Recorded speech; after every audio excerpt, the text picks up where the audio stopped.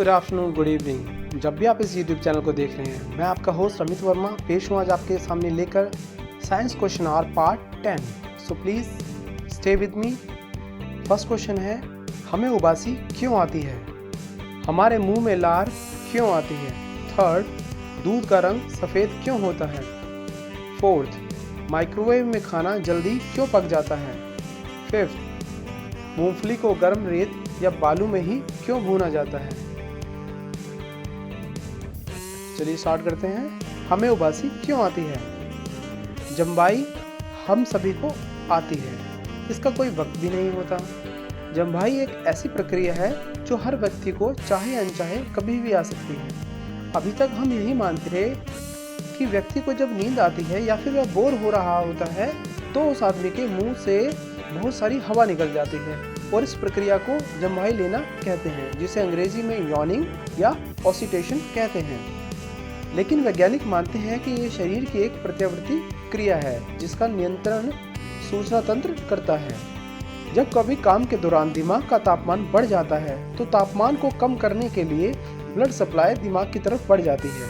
इस ब्लड को ठंडा करने के लिए मुंह और नाक के द्वारा हवा अंदर जाती है और दिमाग का तापमान कम कर देती है और जिसके दौरान कार्बन डाइऑक्साइड गैस बाहर निकलती है।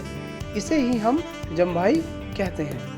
तो दोस्तों, आप समझ गए होंगे कि जम्बाई लेने का मतलब क्या है और जो हम सांस लेते हैं और सांस छोड़ते हैं जम्बाई के दौरान, उसे वो ऐसा क्यों करते हैं।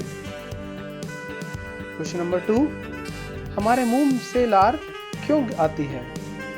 जब भी हमारे सामने हमारी कोई पसंद की चीज़ होती है या हमारे आसपास कोई खाने की खुशबू होती है तो हमारे मुंह में लार आ जाती है। जानते हैं ऐसा क्यों है? लार, जिसे इंग्लिश में सलाइवा कहा जाता है, ऐसी लार को पैदा करने वाली 3 ग्रंथियां हमारे मुंह में होती हैं जिन्हें हम लार ग्रंथियां या सैलिवरी ग्लैंड कहते हैं। लार में लगभग 25% पानी और बाकी एंजाइम होते हैं जिनका नाम सैलिवरी अमाइलेज होता है। ये एंजाइम हमारे खाने को पचाने में हमारी सहायता करते हैं और कार्बोहाइड्रेट को ग्लूकोज में बदल देते हैं। लार के कारण ही हम अपने खाने को अच्छी तरह से पचा पाते हैं। यह हमारे गले को कभी सूखने नहीं देती, इसलिए हमारा खाना गले से नीचे पेट तक आसानी से पहुंच जाता है। इस लार में कुछ बैक्टीरिया भी होते हैं जो जीवों को मार सकते हैं। बाकी सूक्ष्म जीवों को हमारे पेट में उपस्थित अम्ल मार देता है और कुछ लोगों में सोते समय लार गिरती है, ऐसा उनका पेट खराब होने के कारण होता है। नेक्स्ट, थर्ड क्वेश्चन, दूध का रंग सफ़ेद क्यों होता है? ज़्यादातर हम सभी लोग दूध का इस्तेमाल करते हैं। दूध अपने आप में एक संपूर्ण आहार है। दूध में विटामिन सी को छोड़कर सभी कुछ पर्याप्त मात्रा में होता ही है। इसमें मुख्य रूप से विटामिन डी होता है जो हमारी हड्डियों को मजबूती प्रदान करता है। अब जानते हैं दूध सफ़ेद क्यों होता है। इससे पहले हमें ये जान लेना बहुत ज़रूरी है कि हमें कोई भी चीज़ सफ़ेद रंग की क्यों दिखाई देती है। जब कभी सभी रंग परावर्तित होकर हमारी आंखों तक पहुंचते हैं तो वस्तु हमें सफ़ेद दिखाई देती है। दूध में कैसीन नाम का एक प्रोटीन होता है और बहुत सारी वसा मतलब फैट होता है जो कि सभी किरणों को परावर्तित कर देता है, जिससे दूध सफ़ेद रंग का दिखाई देता है। माइक्रोवेव में खाना जल्दी क्यों पक जाता है? माइक्रोवेव, जो कि अद्भुत ज़माने में बिजली का एक ऐसा उपकरण है जिसमें न आग जलती है, न ही किसी गैस का यूज़ होता है, न ही किसी इलेक्ट्रॉनिक सिलेंडर का, बल्कि खाना प्लास्टिक के बर्तन में रखो और एक स्विच दबा दो। माइक्रोवेव तो कुछ सूक्ष्म तरंगों पर काम करता है।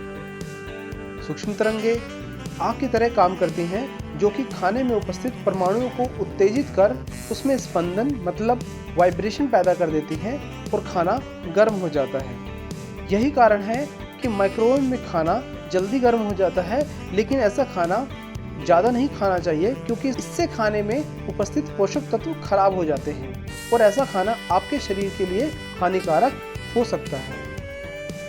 नेक्स्ट, मूंगफली को गर्म रेत पे ही क्यों भूना जाता है? आप सभी ने देखा होगा कि मूंगफली वाला मूंगफलियों को रेत में भूनता है। दरअसल किसी भी चीज़ को भूनने के लिए उसे चारों तरफ से ऊष्मा देनी पड़ती है, नहीं तो जिस तरफ से ज़्यादा ऊष्मा लगेगी उस तरफ का भाग जल जाएगा और जिस तरफ कम ऊष्मा लगेगी उस तरफ का भाग कच्चा रह जाएगा। यही बात सभी चीज़ों पर लागू होती है, जैसा तलना, भूनना आदि। ऊपर से रेत की विशेषता यह है कि गर्म करने पर यह बहुत जल्दी गर्म हो जाता है और इसमें बहुत देर तक समान रूप से ऊष्मा बनी रहती है। इसलिए जब गर्म रेत में मूंगफली डालते हैं तो चारों तरफ से अच्छी तरह से भुन जाती हैं, और अगर उन्हें सीधे कढ़ाई में डालेंगे तो ढंग से भुन नहीं पाएंगी और कच्ची पक्की रह जाएंगी और खाने में भी अच्छी नहीं लगेंगी। तो इसीलिए दोस्तों मूंगफलियों को रेत में भूनना ज़्यादा फायदे का सौदा है। अगर दोस्तों आपको वीडियो अच्छी लगी हो तो आपके लिए कमेंट सेक्शन खुला है, और आपके अंदर भी कोई प्रश्न चल रहा है या आपका भी कोई प्रश्न है तो प्लीज़ बेझिझक आप कमेंट सेक्शन में अपने क्वेश्चन को लिखिए, मैं उसका जवाब देने की पूरी कोशिश करूंगा। अगर वीडियो अच्छी लगी हो तो प्लीज़ लाइक, शेयर और सब्सक्राइब करके घंटा बजाना ना भूलें। Thanks for watching.